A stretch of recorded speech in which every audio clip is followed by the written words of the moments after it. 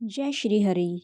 पौष माह में शुक्ल पक्ष की 11वीं तिथि को पौष पुत्रदा एकादशी कहा जाता है। इस दिन पूरे विधि विधान और सच्चे हृदय से भगवान विष्णु का पूजन करने से सभी सुखों की प्राप्ति होती है।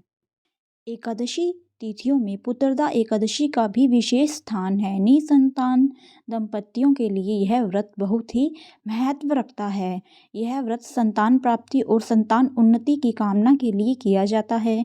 माना जाता है कि जो भी व्यक्ति पूरी श्रद्धा, नियम और विधि विधान से पुत्रदा एकादशी का व्रत करते हैं, उन्हें योग्य संतान की प्राप्ति होती है। इसी कारण इसे पुत्रदा एकादशी कहा जाता है।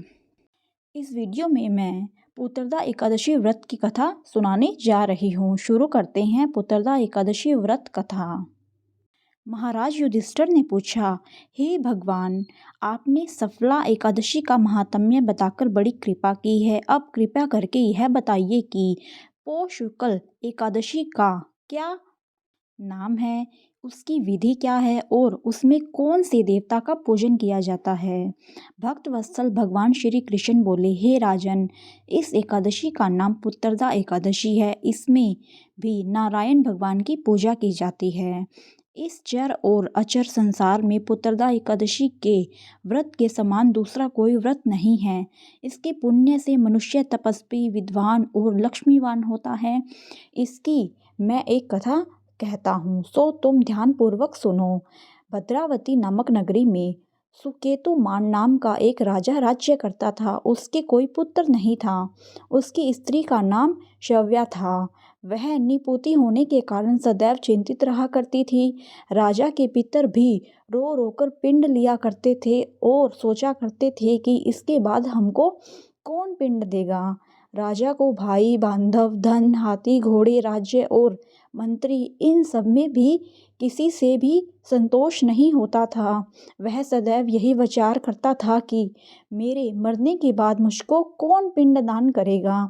बिना पुत्र के पितरों और देवताओं का ऋण मैं कैसे चुका सकूंगा। जिस घर में पुत्र न हो उस घर में सदैव अंधेरा ही रहता है। इसलिए पुत्र उन्नति के लिए प्रयत्न करना चाहिए। जिस मनुष्य ने पुत्र का मुख देखा है वह धन्य है। उसको इस लोक में यश और परलोक में शांति मिलती है, अर्थात उसके दोनों लोक सुधर जाते हैं। पूर्व जन्म के कर्म से ही इस जन्म में पुत्र, धन आदि प्राप्त होते हैं। राजा इसी प्रकार रात दिन चिंता में लगा रहता था।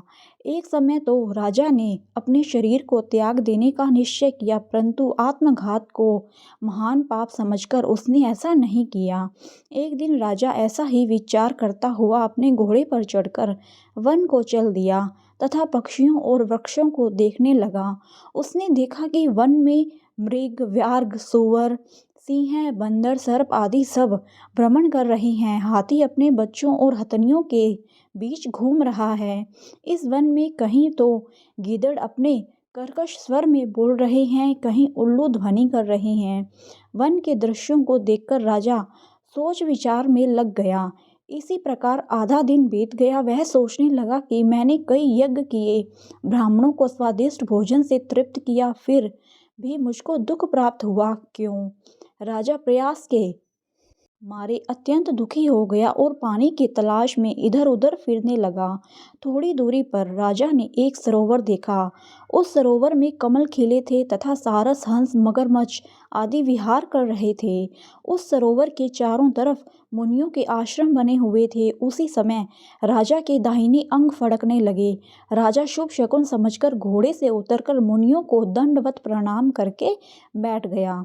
राजा को देखकर मुनियों ने कहा, हे राजन, हम तुमसे अत्यंत प्रसन्न हैं, तुम्हारी क्या इच्छा है सो कहो।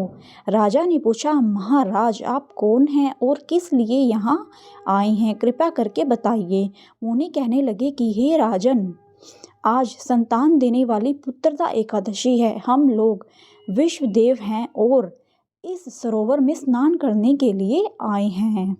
यह सुनकर राजा कहने लगा कि महाराज, मेरे भी कोई संतान नहीं है। यदि आप मुझ पर प्रसन्न हैं तो एक पुत्र का वरदान दीजिए। मुनि बोले, हे राजन, आज पुत्रदा एकादशी है, आप अवश्य ही इसका व्रत करें। भगवान की कृपा से अवश्य ही आपके घर में पुत्र होगा।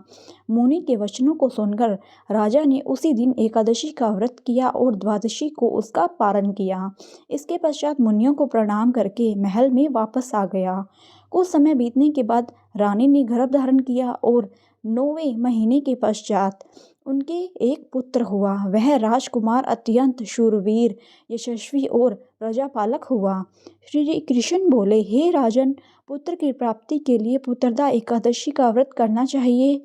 जो मनुष्य इस महात्म्य को पढ़ता या सुनता है उसे अंत में स्वर्ग की प्राप्ति होती है। धन्यवाद मित्रों, यह वीडियो यहीं पर समाप्त होती है। अगर आपको यह वीडियो अच्छा लगा हो तो मेरी वीडियो को लाइक करें, शेयर करें और मेरे चैनल को सब्सक्राइब करें। धन्यवाद। जय श्री हरि।